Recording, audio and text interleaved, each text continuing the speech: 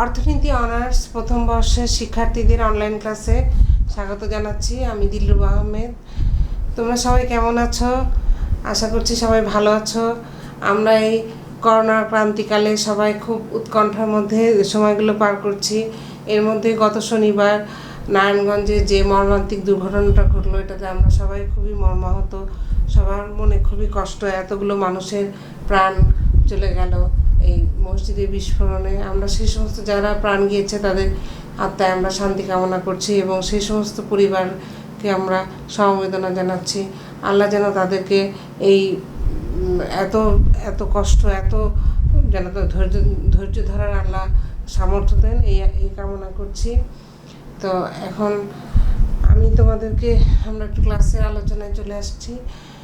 আমি তোমাদের একটু প্রথম অধ্যায় থেকে কিছু আলোচনা করব। যে প্রথম অধ্যায় সামষ্টিক অর্থনীতির যে পর্যালোচনা, সেটা আমি মনে করি যে তোমাদের এটা প্রথম দিকে হয়তো আমি প্রথম দিকে পড়িয়েছিলাম, তো আবার একটু আলোচনা করা দরকার। তো আজকে আমি কিছুটা আলোচনা করব সামষ্টিক অর্থনীতি, ম্যাক্রো ইকোনমিক্সটা কি সেটা নিয়ে। তো এখানে আমাদের একটু জানা দরকার যে 1930 দশকের পূর্বে কিন্তু অর্থনীতিকে শুধুমাত্র ব্যষ্টিক মাইক্রো ইকোনমিক্স হিসাবেই এটা আলোচনা করা হতো। তখন কিন্তু 1930 দশকের আগে কিন্তু ম্যাক্রো ইকোনমিক্সের তখনও কোনো আবির্ভাব হয়নি, বা তখনও সেটা পরিচিতি লাভ করেনি, বা সেটাকে ভাগ করা হয়নি। 1930 দশকের পূর্বে অর্থনীতি শুধুমাত্র ব্যষ্টিক দৃষ্টিকোণ থেকেই আলোচনা করা হতো। তারপর এটা 1933 সালে নরওয়ের অসলো বিশ্ববিদ্যালয়ের অধ্যাপক রাগনার ফ্রিস উনি অর্থনীতির বিষয়বস্তুকে দুই ভাগে ভাগ করেন। তাহলে কি যে 1933 সালে রাগনার ফ্রিস অর্থনীতির বিষয়বস্তুকে উনি কী করেছেন, দুই ভাগে ভাগ করেছেন, মাইক্রো এবং ম্যাক্রো ইকোনমিক্স। হ্যাঁ, এখন আমরা একটু জানবো যে গ্রিক শব্দ ম্যাক্রোস থেকে উদ্ভূত যে শব্দটা, ইংরেজি শব্দ ম্যাক্রো। আর ম্যাক্রো শব্দের অর্থ হচ্ছে আগে আমরা মাইক্রো বলছি, যে গ্রিক শব্দ মিক্রোস থেকে উদ্ভূত শব্দ, ইংরেজি শব্দ মাইক্রো, এবং মাইক্রো শব্দের অর্থ হচ্ছে, যার অর্থ হচ্ছে ক্ষুদ্র। আর ম্যাক্রোসও হচ্ছে গ্রিক শব্দ, যার ইংরেজি শব্দটা হচ্ছে ম্যাক্রো, হ্যাঁ, যার অর্থ হচ্ছে বৃহৎ। তাহলে আমরা কি জানলাম? আমরা জানলাম যে এই 1930 সালের আগ পর্যন্ত কিন্তু শুধু অর্থনীতিতে শুধু মাইক্রো অর্থনীতির আলোচনা করা হতো। তারপরে 1933 সালে রাগনার ফ্রিস উনি অর্থনীতির বিষয়বস্তুকে দুই ভাগে ভাগ করেছেন, মাইক্রো এবং ম্যাক্রো ইকোনমিক্স, এবং আমরা জানলাম যে এগুলো গ্রিক শব্দ থেকেই এগুলো উদ্ভূত হয়েছে, মাইক্রো এবং ম্যাক্রো। আচ্ছা, এখন এই মাইক্রো এবং ভিন্ন ভিন্ন অর্থনীতিবিদরা কিন্তু মাইক্রো আর ম্যাক্রো ইকোনমিক্স, ব্যষ্টিক এবং সামষ্টিক অর্থনীতি আলোচনা করেছেন। এখন মাইক্রো বা ব্যষ্টিক অর্থনীতি বিশ্লেষণ করেছেন কোন অর্থনীতিবিদরা? Adam Smith, Ricardo, JS. Mill, Marshall, এনারা ব্যষ্টিক অর্থনীতি নিয়ে আলোচনা করেছেন বা ব্যষ্টিক অর্থনীতির বিশ্লেষণ করেছেন। আমাদের কিন্তু এই নামগুলো অবশ্যই মনে রাখতে হবে, কেননা আমাদের ভাইবা বোর্ডে বা অনেক সময় কিন্তু তোমাদেরকে জিজ্ঞেস করা হবে যে কয়েকজন ব্যষ্টিক অর্থনীতিবিদ যারা ব্যষ্টিক অর্থনীতি নিয়ে আলোচনা করেছেন তাদের নাম বলো। তখন কিন্তু এই নামগুলো তোমাদেরকে অবশ্যই সবসময় মনে রাখতে হবে। হ্যাঁ, তাহলে মাইক্রো ইকোনমিক্স বিশ্লেষণ করেছেন কে? অর্থনীতিবিদ Adam Smith, Ricardo, JS. Mill, Marshall, এনারা হচ্ছে মাইক্রো ইকোনমিক্স নিয়ে বিশ্লেষণ করেছেন। আর ম্যাক্রো ইকোনমিক্স নিয়ে বিশ্লেষণ করেছেন কে?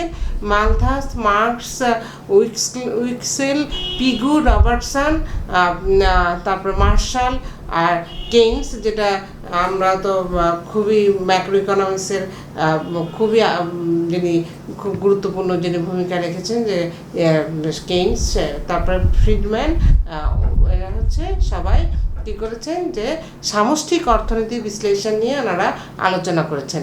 তাহলে আমরা ব্যষ্টিক এবং সামষ্টিক অর্থনীতি বিশ্লেষণ নিয়ে যারা আলোচনা করছেন সেই সমস্ত অর্থনীতিবিদদের আমরা নাম জানলাম।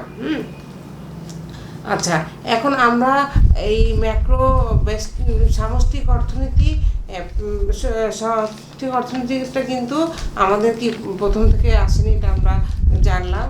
কিন্তু প্রথম দিক নিয়ে আমরা একটা আলোচনা করব, সেটা হচ্ছে যে অষ্টাদশ শতাব্দীতে কিন্তু সমগ্র ইউরোপে, বিশেষ করে ইংল্যান্ড ও ফ্রান্সে অর্থনৈতিক কর্মকাণ্ডের ক্ষেত্রে কি হয়, একটা নতুনত্বের সূচনা হয়। আমরা জানি যে আগে আমাদের কিন্তু প্রাথমিক যে অর্থনীতি সেটা ছিল কৃষিভিত্তিক অর্থনীতি। তারপরে আস্তে আস্তে অনেক পরে কিন্তু আমরা শিল্প অর্থনীতি এসছে বা শিল্প বিপ্লব হয়েছে। হ্যাঁ, তাহলে সেই আগে আমাদের অনেক প্রথম দিকে কিন্তু আমরা কৃষির উপর নির্ভরশীল ছিল, এটা আমরা জানি। তো সেটাই বলা হচ্ছে যে অষ্টাদশ শতাব্দীতে সমগ্র ইউরোপে তখন কিন্তু কি করে, বিশেষ করে ইংল্যান্ড ও ফ্রান্সে তখন অর্থনৈতিক কর্মকাণ্ডের ক্ষেত্রে একটা নতুনত্বের সূচনা হয়। কেন নতুনত্বের সূচনা হয়? তখন কৃষি থেকে কিন্তু আস্তে আস্তে বের হয়ে আসছে অর্থনীতিটা। তখন কি হয়, বাষ্পীয় ইঞ্জিন আবিষ্কার হয় এবং বৃহদায়তন কলকারখানা স্থাপন হয়। তারপরে সে কলকারখানা স্থাপন হলে অবশ্যই সেখানে শ্রমিক নিয়োগ হবে, তখন সেখানে শ্রমিক নিয়োগ হয়। এইভাবে সব কিছু মিলিয়েই তখন অর্থনৈতিক ক্ষেত্রে একটা নবযুগের সূত্রপাত ঘটে। হ্যাঁ, তখন অনেক আগে ছিল কি, অষ্টাদশ শতাব্দীর আগে ছিল হচ্ছে কৃষিভিত্তিক অর্থনীতি, তখন ছিল কৃষক। এখন যখন শিল্পভিত্তিক অর্থনীতি শুরু হলো, তখন কি আসলো, শ্রমিক আসলো। তো এই যে দেশে দেশে তখন একটা শিল্প বিপ্লবের ছোঁয়াটা ছড়িয়ে পড়তে থাকে। হ্যাঁ, তো অ্যাডাম স্মিথ, মালথাস, তারপর রিকার্ডো, স্টুয়ার্ট মিল, এনারা কি করেছেন, এই সমস্ত অর্থনীতিবিদরা এই যে শিল্পের যে এই যে অফুরন্ত সম্ভাবনা, হ্যাঁ, পুঁজি আর শ্রম দুইটার সমন্বয়ে তো শ্রম বিভাগ হয়। হ্যাঁ, শুধু শ্রমিক দিয়ে তো হবে না, অবশ্যই সেখানে পুঁজি লাগবে, মূলধন লাগবে। হ্যাঁ, এগুলোকে গুরুত্ব দিয়ে তখন ওনারা কি করে, অর্থনীতিকে একটা নতুনভাবে বিন্যস্ত করার চিন্তাভাবনা শুরু করেন। তারা অর্থনীতির যে এই যে অর্থনীতিতে তো অনেক ধরনের সমস্যা, সেই অর্থনীতির বহুমুখী সমস্যা নিয়ে তারা আলোচনা করতে গিয়ে তারা কিন্তু কি করেন, তারা থিওরি, হ্যাঁ, মানে তাত্ত্বিক, যেটাকে বলে থিওরিটিক্যাল, হ্যাঁ, তাত্ত্বিক অর্থনৈতিক ভাবধারা গড়ে তোলেন, যেটাকে বলা হয় ক্লাসিক্যাল অর্থনীতি হিসেবে যেটা পরিচিত। তাহলে আমরা কি জানলাম, ক্লাসিক্যাল অর্থনীতিটা তত্ত্বভিত্তিক অর্থনীতি, থিওরিটিক্যাল। হ্যাঁ, এটা হচ্ছে কে করেছেন, আমরা কোন অর্থনীতিবিদরা, ক্লাসিক্যাল অর্থনীতিবিদ, এখানে বলা হচ্ছে মালথাস, ডেভিড রিকার্ডো, জন স্টুয়ার্ট মিল, তারপরে জিন ব্যাপটিস্ট, এনারা সবাই কি করেছে, এনারা কিন্তু এই শিল্প অর্থনীতির কথা ওনারা আলোচনা করেছেন, কিন্তু অর্থনীতির যে সমস্যাগুলোকে ওনারা তাত্ত্বিকভাবে বিশ্লেষণ করেছেন, থিওরিটিক্যালি ওনারা বিশ্লেষণ করেছেন। এরপরে হচ্ছে অষ্টাদশ শতাব্দীর শেষ দিক থেকে ঊনবিংশ শতাব্দীর প্রথম 3 দশক পর্যন্ত কি করেছে কে, উইলিয়াম স্ট্যানলি, তারপরে Leeuwen ওয়ার্নাস, curl মেঞ্জার, Alfred martial, Pigou, হ্যাঁ, এই ধরনের অর্থনীতিবিদ ওনারা কী করেছেন, ওনারা অর্থনীতির সমস্যাগুলোকে ওরা মাইক্রো পর্যায়ে, মানে ব্যষ্টিক পর্যায়ে ওনারা আলোচনা করেছেন। প্রান্তিক উপযোগ, হ্যাঁ, এটা হচ্ছে মার্জিনাল ইউটিলিটি, তারপরে মূল্য প্রক্রিয়া, হ্যাঁ, যেটা আমরা জানি কি মূল্য কীভাবে নির্ধারিত হয়, যে চাহিদা এবং যোগানের ক্রিয়া প্রতিক্রিয়ার মাধ্যমে বাজারে মূল্য নির্ধারণ। এই আলোকেই ওনারা সমস্ত সমস্যার সমাধানের চেষ্টা করেন। কিন্তু এইসব এনাদেরকে নিও ক্লাসিক্যাল অর্থনীতি বলা হচ্ছে। এইসব নিও ক্লাসিক্যাল অর্থনীতিবিদদের যে চিন্তাধারা, হ্যাঁ, এটা মেনে নিয়ে ওনারা এটা দেখানোর চেষ্টা করছেন যে সামষ্টিক অর্থনৈতিক ব্যবস্থায় সবসময় পূর্ণ নিয়োগ ভারসাম্য থাকবে। কিন্তু এটা তো খুবই অবাস্তব, কারণ সামষ্টিক অর্থনীতিতে আমরা কিন্তু দেখেছি যে এটা মানে ভারসাম্যটা কিন্তু সবসময় পূর্ণ নিয়োগেই হয় না। এটা পূর্ণ নিয়োগ অবস্থা আমরা আগে এই জিনিসগুলো আলোচনা করে এসেছি, যে পূর্ণ নিয়োগের আগেও ভারসাম্য লাভ করতে পারে, আবার পূর্ণ নিয়োগের পরেও ভারসাম্য লাভ করতে পারে। ভারসাম্য যেখানে লাভ করবে সেখানেই যে পূর্ণ নিয়োগ অর্জন হবে তা কিন্তু না। আমরা দেখেছি যে ভারসাম্য অবস্থাতেও কিন্তু বেকারত্ব থাকে। কাজেই এই নিও ক্লাসিক্যাল অর্থনীতিটা যে কথাটা বলেছেন সেটা কিন্তু ঠিক না। এবং তারা আরও কি বলেছেন, যে যখন এই যে পূর্ণ নিয়োগ অবস্থায় ভারসাম্য থাকবে, তখন মন্দা কিংবা মুদ্রাস্ফীতির মতো কোনো সমস্যা থাকবে না। কিন্তু এটা কিন্তু আসলে আমরা আগে যেগুলো এতদিন যে পড়াগুলো পড়ে এসেছি, বা আমরা জেনেছি তা থেকে কিন্তু আমরা জানতে পেরেছি যে না, আসলে কিন্তু সেটা না। কারণ আমাদের বেকারত্বটা কিন্তু বেকারত্বের সময় কিন্তু আমাদের কি হয় যে আমাদের মুদ্রাস্ফীতি কিন্তু তখন থাকে, হ্যাঁ, আমাদের এবং ভারসাম্য অবস্থায় কিন্তু আমাদের বেকারত্ব থাকে, এটা আমরা জেনেছি। তাহলে বিংশ শতাব্দীর প্রথম দিকটা কি হয় যে এরপরে আমরা কি দেখলাম, অষ্টাদশ শতাব্দী থেকে ঊনবিংশ শতাব্দীর প্রথম দিক ধরে। এরপরে হচ্ছে বিংশ শতাব্দীর প্রথম দিকে আবার কি হয়, আন্তর্জাতিক অর্থনৈতিক ব্যবস্থা আর এবং চিন্তাধারার ইতিহাসে তখন কিন্তু একটা গুরুত্বপূর্ণ অধ্যায়। তাহলে বিংশ শতাব্দীর প্রথম দিকটাকে বলা হচ্ছে যে তখন ইন্টারন্যাশনাল যে ইকোনমি, আন্তর্জাতিক অর্থনৈতিক যে ব্যবস্থা, সেখানে সেই সব এবং চিন্তাধারার যে ইতিহাসে তখন একটা কিন্তু গুরুত্বপূর্ণ অধ্যায় হিসেবে বলা হচ্ছে। কারণ হচ্ছে 1930 সালে পশ্চিমা অর্থনীতিতে কি হয়, একটা মহামন্দা দেখা দেয়, হ্যাঁ। সেই সময় ক্লাসিক্যাল চিন্তাধারাটা কিন্তু অকার্যকর হয়ে যায় বা মিথ্যা প্রমাণিত হয় বা ঠিক হয় না, ভুল প্রমাণিত হয়, হ্যাঁ, হতে থাকে। বিশ্বব্যাপী এই যে মহামন্দাটা ছিল, তার ভয়াবহ পরিপ্রেক্ষিতে ক্লাসিক্যাল অর্থনীতির যে ভুলভ্রান্তি সেটা দূর করে নতুন অর্থনৈতিক ভাবধারা নিয়ে এগিয়ে আসেন জন মেনার্ড কেইন্স, হ্যাঁ। তাহলে কি দেখা হলো, এই যে জন মেনার্ড কেইন্স, হ্যাঁ, উনি কিন্তু কী করেছে যে যখন 1930 সালে যে যখন পশ্চিমা অর্থনীতিতে যে মহামন্দাটা দেখা দেয়, সেই সময় কিন্তু তিনি কী করেন যে তার সেই চিন্তাধারাটা কিন্তু তখনই তিনি চিন্তা করতে থাকেন যে এইটা নিও ক্লাসিক্যাল অর্থনীতিবিদরা যে ব্যাখ্যাটা দিয়েছেন সেটা কিন্তু ভুল, হ্যাঁ। তো এখন আমরা যেটা জানবো যে আমরা 1936 সালে কেইন্সের যে বিখ্যাত গ্রন্থ, হ্যাঁ, 1936 সালে ব্রিটিশ অর্থনীতিবিদ জন ম্যানিয়ার্ড কেইন্স তার যে বিখ্যাত গ্রন্থটা the general theory of employment, interest and money, এই গ্রন্থে কিন্তু তিনি কী করেছেন যে এই যে আধুনিক যে সামষ্টিক অর্থনীতি যাত্রাটা কিন্তু তখন থেকেই শুরু হয়।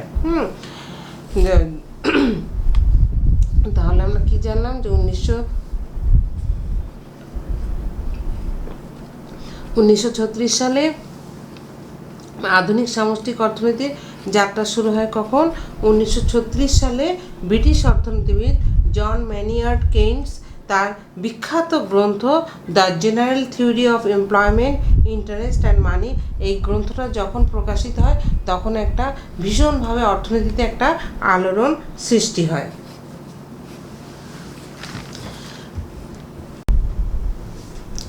আচ্ছা, সামষ্টিক অর্থনীতির সংজ্ঞাটা আমরা একটু জানবো। এখন সামষ্টিক অর্থে আমরা বুঝতে পারছি যে সামগ্রিক, হ্যাঁ, সামষ্টিক কথাটার অর্থই হচ্ছে যে সামগ্রিক। তাহলে অর্থনীতির যে অংশে কি হয়, সমাজের মানুষের অর্থনৈতিক সমস্যাকে সামগ্রিকভাবে একত্র করে আলোচনা করা হয়, তাকে বলা হচ্ছে সামষ্টিক অর্থনীতি। তাহলে অর্থনীতির যে অংশে সমাজের মানুষের অর্থনৈতিক সমস্যাকে সামগ্রিকভাবে একত্র করে আলোচনা করা হয়, তাকে সামষ্টিক অর্থনীতি বলে। অর্থাৎ সমগ্র অর্থনীতির সমন্বিত পর্যালোচনাকে সামষ্টিক অর্থনীতি বলে। এখন আমরা ব্যষ্টিক অর্থনীতি আলোচনা করে কি, যে ব্যক্তির আয় নিয়ে আলোচনা করে, কিন্তু সামষ্টিক অর্থনীতিতে ব্যক্তির আয়ের পরিবর্তে জাতীয় আয়, ব্যক্তিগত চাহিদা ও যোগানের পরিবর্তে সামগ্রিক চাহিদা ও সামগ্রিক যোগান, কোনো নির্দিষ্ট দামের পরিবর্তে দাম স্তর, হ্যাঁ, এই ইত্যাদি হচ্ছে কি আমাদের সামষ্টিক চলক নিয়ে আলোচনা করা হয়। এই জন্য এটাকে কি বলা হয়, সামষ্টিক অর্থনীতি বলে। তাহলে অর্থনীতির বিভিন্ন চলক এবং খাত, সেক্টর, হ্যাঁ, এদের মধ্যে যে একটা আন্তঃসম্পর্ক আছে এবং পরস্পর যে একটা নির্ভরশীলতা, সামগ্রিক যে বিশ্লেষণ, সেই বিশ্লেষণ পদ্ধতিটাই হচ্ছে সেই বিশ্লেষণ পদ্ধতিকেই সামষ্টিক অর্থনীতি বলে। তাহলে অর্থনীতির বিভিন্ন চলক ও খাতসমূহের আন্তঃসম্পর্ক, হ্যাঁ, একটার সাথে একটা যে ইন্টার রিলেশন আছে সম্পর্ক এবং পরস্পর নির্ভরশীলতার সামগ্রিক বিশ্লেষণ, হ্যাঁ, যে একটা উপাদানের সাথে আর একটা উপাদানের যে একটা সম্পর্ক, যেমন কি আমাদের সামগ্রিক আয়, হ্যাঁ, এখন সামগ্রিক আয়টা আমাদের কীভাবে হচ্ছে যে সামগ্রিক ভোগ ব্যয়ে এবং সঞ্চয়ে। হ্যাঁ, তাহলে এরকম মানে একটার সাথে একটার কী আছে, রিলেশন আছে। হ্যাঁ, এই যে নির্ভরশীলতার যে সম্পর্ক, সেটার বিশ্লেষণ পদ্ধতিকেই সামষ্টিক অর্থনীতি বলে। এখন সামষ্টিক অর্থনীতিটা কি হচ্ছে যে এটা হচ্ছে আমাদের দৈনন্দিন জীবনের একটা অবিচ্ছেদ্য অংশ।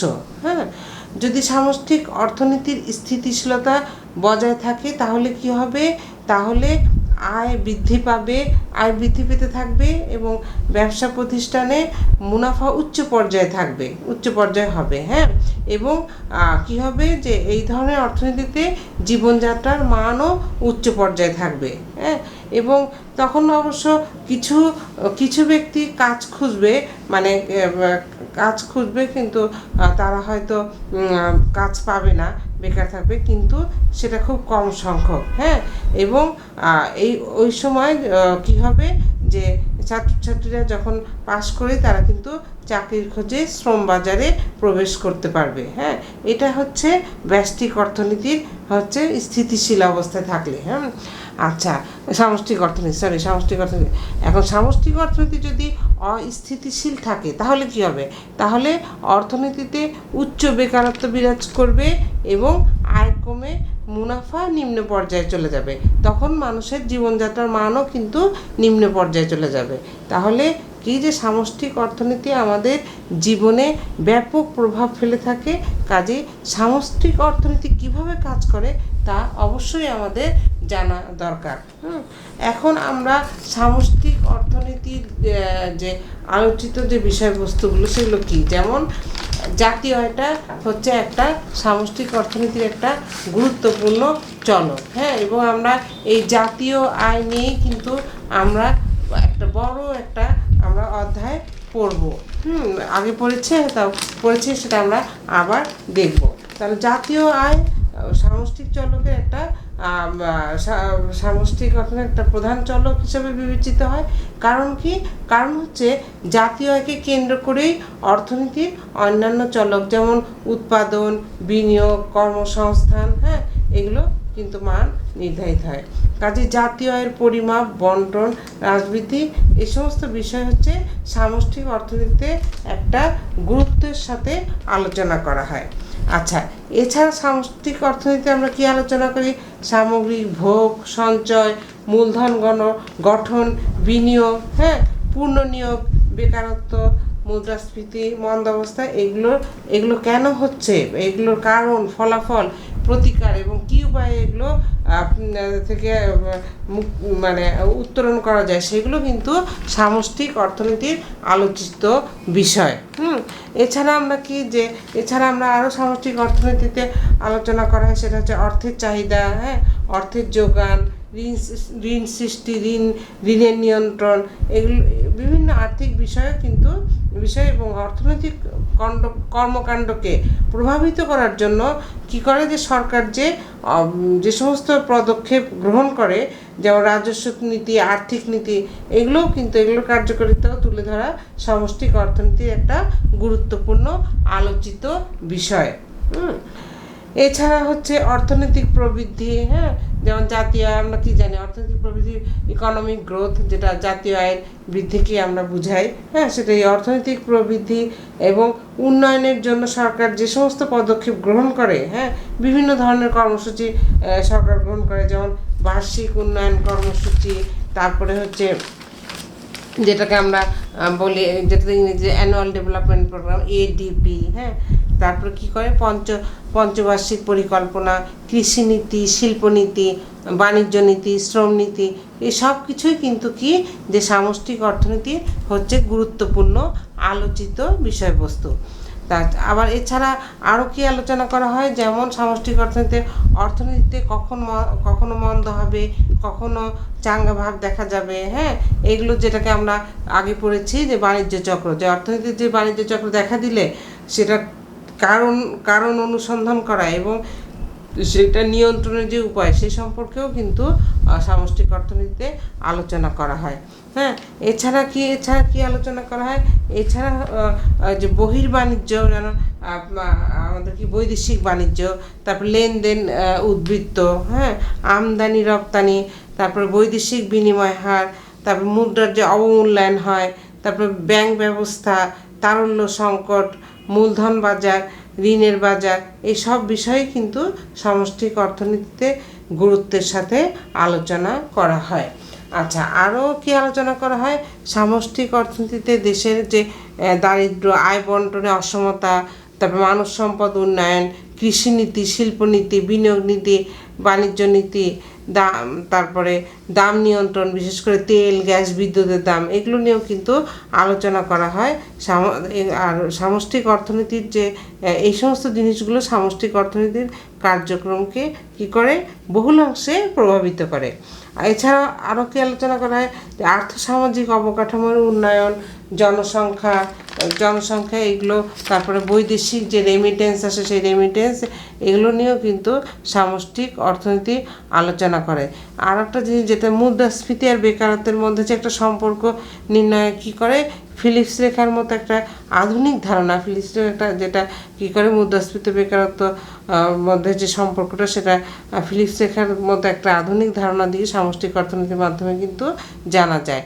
তাহলে আমরা কি জানলাম? যে অর্থনীতির মানে সামগ্রিক ভারসাম্য, অর্থনৈতিক স্থিতিশীলতা ইত্যাদি কি হচ্ছে সামষ্টিক অর্থনীতিতে গুরুত্বের সাথে আলোচিত হয়। তাহলে আমরা জানলাম যে সামষ্টিক অর্থনীতিতে কোন কোন উপাদানগুলো আলোচিত হয় সেটা আমরা জানলাম। আচ্ছা, এরপর আমরা একটু জানবো কোনটা? এরপর আমরা জানবো যে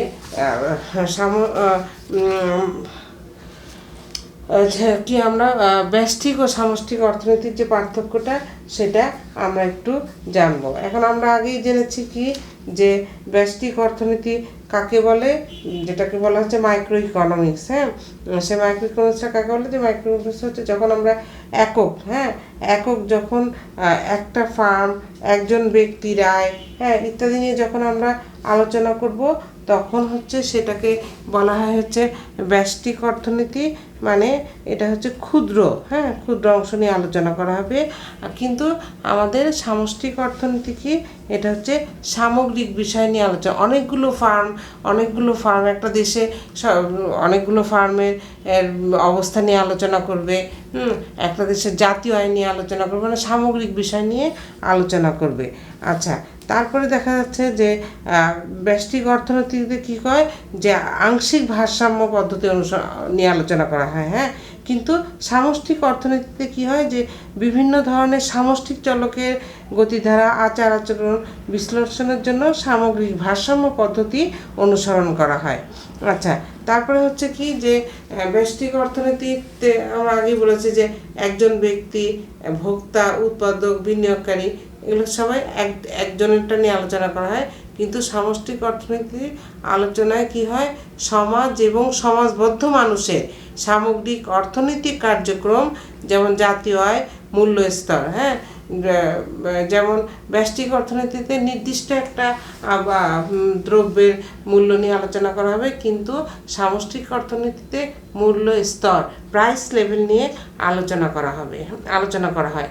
আচ্ছা, এখন ব্যষ্টিক অর্থনীতির মূল চলক হলো কি? যে ফার্মের উপাদান, নিয়োগ, বিশেষ দ্রব্যের দাম, উৎপাদন, বিশেষ ভোক্তার আয়, ভোগ, সঞ্চয়, এগুলো নিয়ে আলোচনা করা হয়। কিন্তু অন্যদিকে সামষ্টিক অর্থনীতির চলকগুলো হচ্ছে কি? জাতীয় আয়, সামগ্রিক ভোগ স্তর, নিয়োগ স্তর, বিনিয়োগ স্তর, এগুলো নিয়ে আলোচনা করা হয়।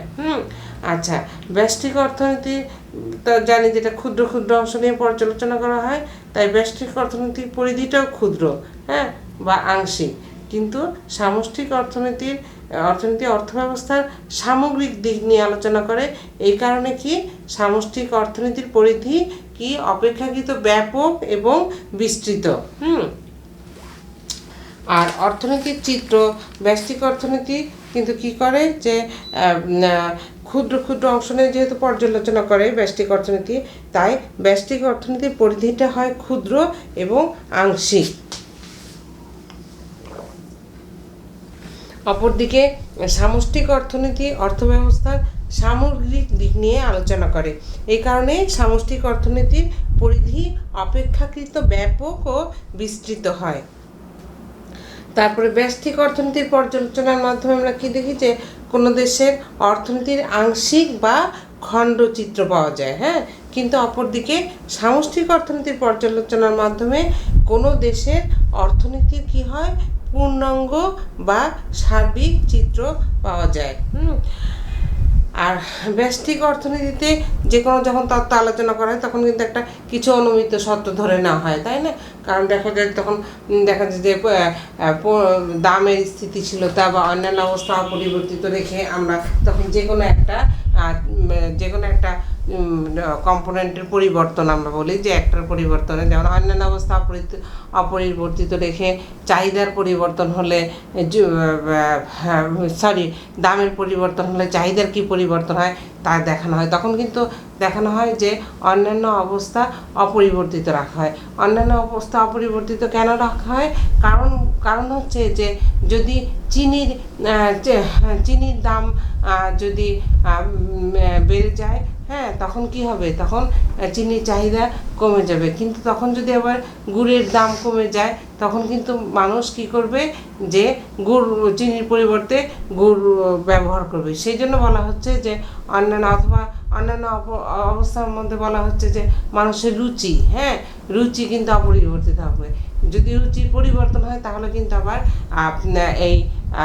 এই অনুমিত শর্ত কিন্তু তখন হবে না যে দাম বেড়ে গেলে চাহিদা কমে যায়, এটা কিন্তু তখন আর কার্যকর হবে না। এই জন্য আমরা কি করি, কি করা হয়, ব্যষ্টিক অর্থনীতিতে যখন একটা থিওরি আলোচনা করা হয় তখন কিন্তু বলে ধরা হয় অনুমিত শর্ত হিসেবে যে অন্যান্য অবস্থা অপরিবর্তিত থাকবে, হ্যাঁ, কিন্তু আমাদের সামষ্টিক অর্থনীতিতে এই ধরনের কোনো অনুমিত শর্ত বিবেচনা করার প্রয়োজন নাই, কারণ তখন তো আমাদের সামগ্রিক বিষয় নিয়ে আলোচনা করতে হয়, কাজেই তখন কিন্তু কোনো অনুমিত শর্ত থাকতে পারে না।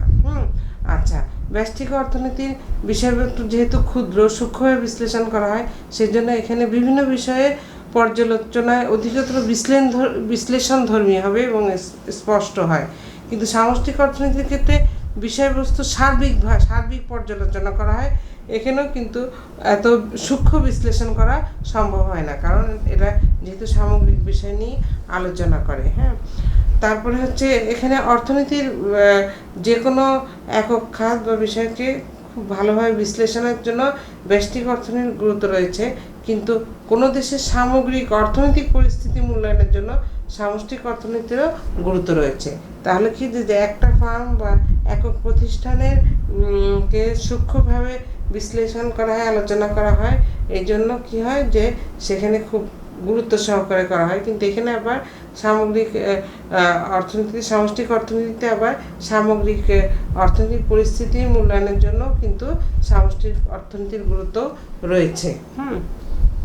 তাহলে ব্যষ্টিক অর্থনীতিতে যেমন বিভিন্ন বিষয় সূক্ষ্ম পৃথকভাবে আলোচিত হয়, এই জন্য তাদের মধ্যে ঘনিষ্ঠ সম্পর্ক কিন্তু থাকে না। অপরদিকে কি হয়, সামষ্টিক অর্থনীতির বিভিন্ন বিষয়বস্তু বিশ্লেষণে পারস্পরিক নিবিড়ভাবে সম্পর্কযুক্ত থাকে, হ্যাঁ। তাহলে ব্যষ্টিক এবং সামষ্টিক অর্থনীতির মধ্যে যদিও কিছু পার্থক্য পরিলক্ষিত হয়, কিন্তু এটা কিন্তু একে অপরের পরিপূরক বলা হয়েছে। কারণ কি, যে ব্যষ্টিক অর্থনীতির বিষয়গুলো নিয়েই কিন্তু সামষ্টিক অর্থনীতি।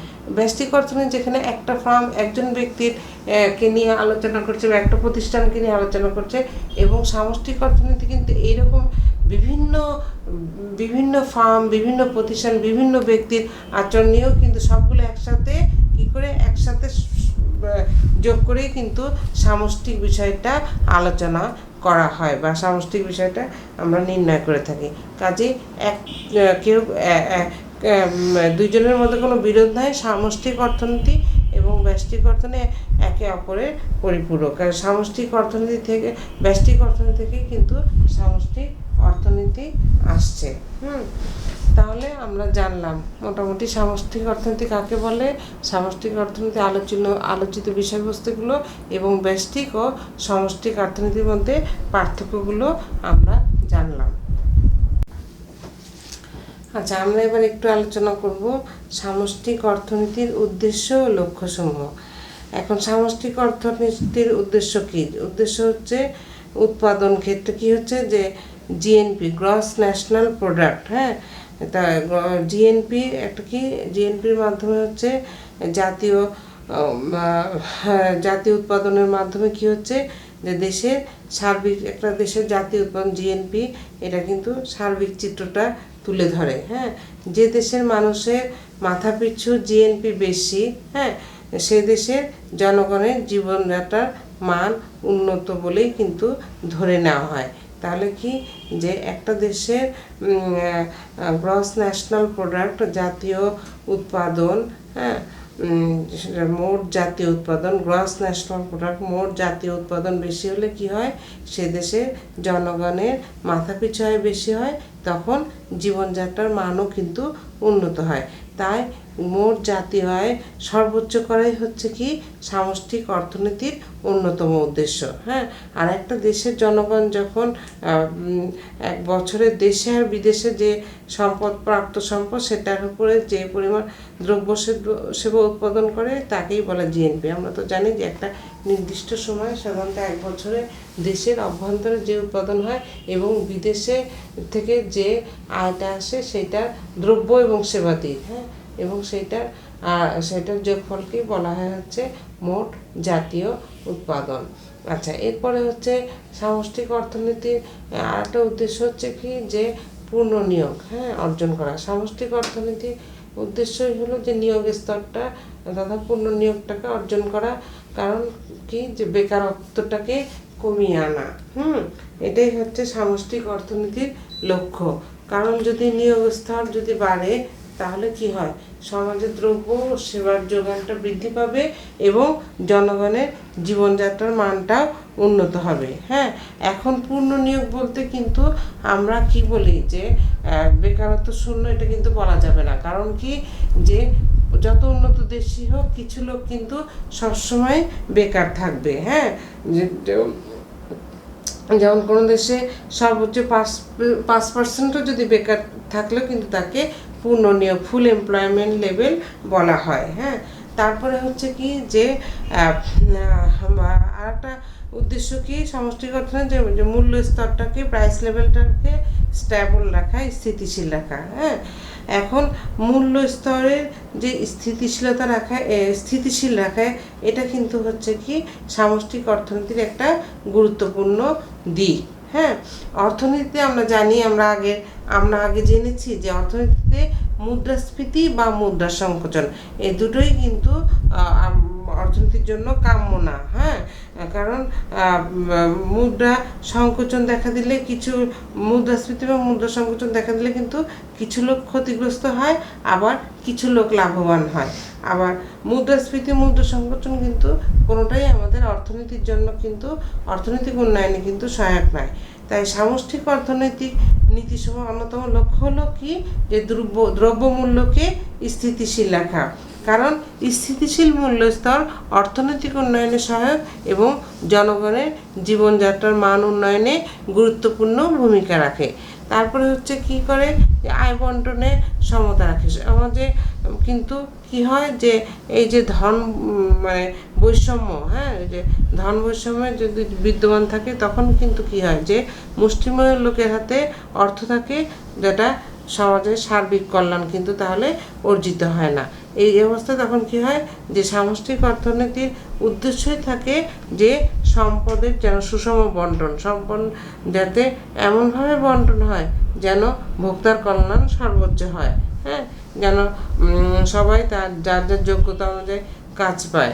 হ্যাঁ, এবং সেখানে কি যে যেন অতিরিক্ত মুনাফা অর্জন না হয়। হ্যাঁ, শ্রমিক যেন ন্যায্য মজুরি পায়, উৎপাদনের প্রতিটা উপাদান যেন ঠিকভাবে তার মজুরি বা তার আয়টা যেন ঠিকভাবে বন্টন করা হয়। এই উদ্দেশ্যে সরকার কি করে, এই জন্য সরকার কর আর ব্যয় নীতি দ্বারা কি করে ধনীদের সম্পদ দরিদ্রের দিকে ধাবিত হয়। আচ্ছা, এরপর হচ্ছে কি জানবো যে সামষ্টিক অর্থনীতি আর একটা উদ্দেশ্য হচ্ছে কি যে মানে বৈদেশিক যে স্থিতি রক্ষা করা। কারণ কি যে আমরা কোনো দেশের জনগণের সাথে অন্য দেশের জনগণের যখন বিভিন্ন ধরনের অর্থনৈতিক লেনদেন, হিসাব নিকাশ এগুলো যখন হয়, এগুলোকে আমরা বলি কি যে বৈদেশিক নীতি। সে লেনদেনে আমদানি রপ্তানি, মূলধনের প্রবাহ এগুলোই প্রকাশ পায়। তাই বৈদেশিক স্থিতির যাতে ভারসাম্য থাকে, হ্যাঁ, তাহলে কিন্তু কী হয় যে এটাও কিন্তু একটা গুরুত্বপূর্ণ দিক, যেন আমাদের লেনদেনে ভারসাম্য রাখা। হ্যাঁ, সামষ্টিক অর্থনীতি সাধারণত কী করে যে আর্থিক নীতি, রাজস্ব নীতি, বৈদেশিক বিনিময় নীতি এগুলো কী করে, এগুলো অনুসরণ করা হয়। এগুলো মূলত সামষ্টিক অর্থনীতিরই একটা গুরুত্বপূর্ণ উদ্দেশ্য, লক্ষ্য। হ্যাঁ, এরপরে কি যে মানে বাজার অর্থনীতিতে কী হয় যে যেন অর্থের যোগানটা ঠিক মতো থাকে। কারণ অর্থের যোগান কমে গেলে মুদ্রা সংকোচন হয়, তখন কিন্তু অর্থনীতিতে মন্দা দেখা দেবে, এবং অর্থের যোগান বেড়ে গেলে মুদ্রাস্ফীতি হবে। কাজে এটাও কিন্তু অর্থের যোগানটা কিন্তু নিয়ন্ত্রণে রাখা কিন্তু সামষ্টিক অর্থনীতিরও একটা উদ্দেশ্য। আচ্ছা, এছাড়া আর কি আছে যে আর্থিক নীতি আছে এবং রাজস্ব নীতি আছে, এটা আমরা পড়েছিলাম যে এটাও কিন্তু একটা বা বিশেষ রাজস্ব নীতির অধীনে কিন্তু সরকার কী করে, আয় ব্যয়ের পরিবর্তন সাধন করে অর্থনৈতিক সমস্যাগুলো কিন্তু মোকাবেলা করে। আর্থিক নীতিতে কী করে, সরকার অর্থের যোগান বাড়িয়ে বা কমিয়ে অর্থনৈতিক সমস্যা কিন্তু মোকাবেলা করে। এই জিনিসগুলো আমরা আগের ক্লাসগুলোতে পড়েছি, এগুলো সম্বন্ধে আমাদের কিন্তু একটা ভালো ধারণা আছে।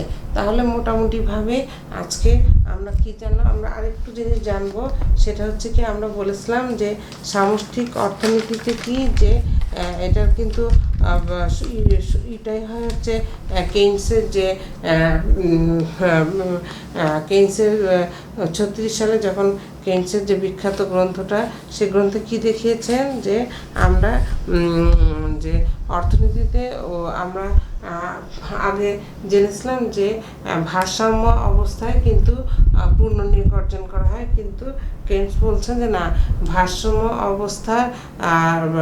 অবস্থায় বেকারত্ব থাকতে পারে। ভারসাম্য অবস্থা কিন্তু ভারসাম্য অবস্থার পরেও কিন্তু পূর্ণ নিয়োগ অর্জন হতে পারে। এইটাই কিন্তু কেইনসের যে আমরা যে কেইনসের যে বিখ্যাত বইটা, আমরা কেইনস 1936 সালে যে বিখ্যাত বইটা উনি করেছেন, প্রকাশ পেয়েছে, সেখানে কিন্তু কী লেখা আছে, সেখানে কিন্তু বলা হয়েছে যে অর্থনীতির পূর্ণ নিয়োগের যে ভারসাম্য অবস্থায় কিন্তু পূর্ণ নিয়োগ থাকে না, ভারসাম্য অবস্থার পরেও পূর্ণ নিয়োগ অর্জন সম্ভব। হ্যাঁ, এবং উনি কি বলেছেন যে এখানে কিন্তু রাষ্ট্রীয় হস্তক্ষেপের ভূমিকার কথাও তিনি জোর দিয়েছেন তার সেই বইতে। হ্যাঁ, এইভাবে এই সমস্ত যে বাজার নিয়ন্ত্রিত যে দাম ব্যবস্থার পাশাপাশি সরকারি নিয়ন্ত্রণ ও সমষ্টিগত অর্থনৈতিক কার্যকলাপের আন্তঃসম্পর্কের যে ভিত্তিতে কি হয়, যে ভিত্তিতে সামষ্টিক অর্থনীতির কিন্তু সূচনা হয়। তাহলে আমরা আজকে মোটামুটিভাবে জানলাম যে 1936 সালে কি যে কেইনসের যে এই বইটার কথা সবসময় তোমাদেরকে মনে রাখতে হবে যে কেইনসের the general theory of employment, interest and money, এই গ্রন্থটা কিন্তু কেইনসের 1936 সালে প্রকাশিত হয়। এটা সবসময় মনে রাখতে হবে। এবং আমরা জানলাম সামষ্টিক অর্থনীতির সংজ্ঞা, সামষ্টিক অর্থনীতির আলোচিত বিষয়বস্তুগুলো জানলাম, ব্যষ্টিক ও সামষ্টিক অর্থনীতির পার্থক্য এবং সামষ্টিক অর্থনীতির উদ্দেশ্য ও লক্ষ্যসমূহ আমরা মোটামুটিভাবে আলোচনা করলাম। এই জিনিসগুলো থেকে কিন্তু অনেক সময় ছোটোখাটো প্রশ্ন আসে, কাজে এই জিনিসগুলো তোমরা অবশ্যই একটু ভালো করে দেখে নেবে এবং ক্লাসিক্যাল, নিও ক্লাসিক্যাল এই অর্থনীতিবিদগুলোর নামও তোমরা মনে রাখার চেষ্টা করবে। তো ঠিক আছে, তোমাদের সবার সুস্বাস্থ্য কামনা করছি, তোমরা সবাই ভালো থাকবে। আজকের মতো আমরা এখানেই শেষ করছি। তোমরা সবাই ভালো থাকবে, ধন্যবাদ।